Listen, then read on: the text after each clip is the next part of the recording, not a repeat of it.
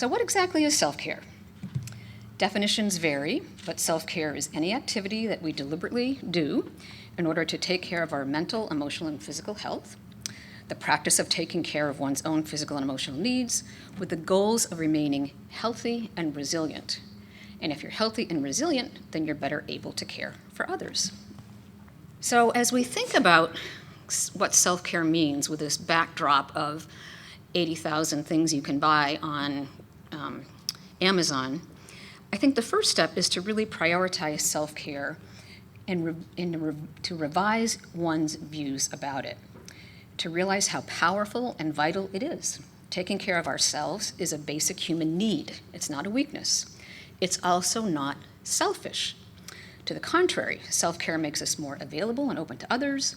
We have more to give when we're not exhausted, sleep-deprived, and overwhelmed.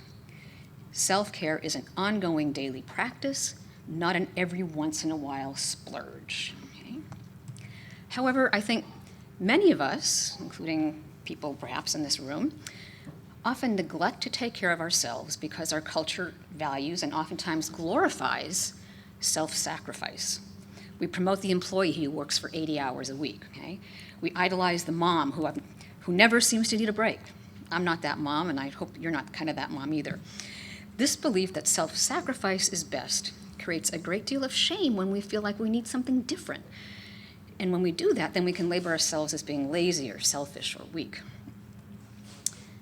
When we ignore our needs over time, we become sick, unhappy, and overwhelmed. And I think the importance of self-care and well-being becomes abundantly clear if we look at research that has been done and the clinical work that has been done in parents and families who are raising offspring with Prader-Willi syndrome. Child development is a function of continual interactions between a child and their parents and environment. I think we can safely say that if you have a mom who's really distressed, anxious, and depressed, that definitely impacts child functioning, particularly their own internalizing symptoms. And the final point is that we know we can't take away life stressors. They happen, right? But what we can do is equip parents with tools to manage their anxiety, distress, and stress, to engage in self-care, and promote their well-being. We recently had the pleasure of receiving a grant, and we were able to conduct a study where the assumption was, we're not going to do anything with the kids.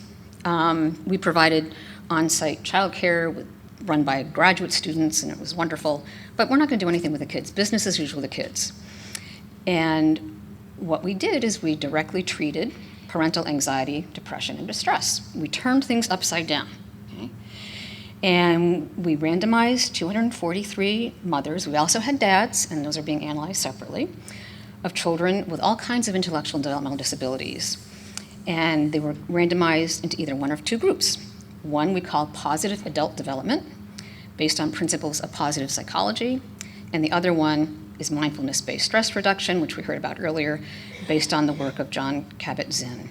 So what we found, I'll cut right to the chase, both treatment groups experienced significant reductions in depression, anxiety, stress, sleep problems, and they had improved life satisfaction at the end of treatment and at 3 and 6 month follow-up. However, the changes were more rapid and more steep in the group that practiced mindfulness. Many parents thought, I don't have time for self-care. By the end of the 6 weeks, parents realized, when I fill my own cup, I have more to give. Sometimes they didn't realize how depleted their cup was. That's what self-care is.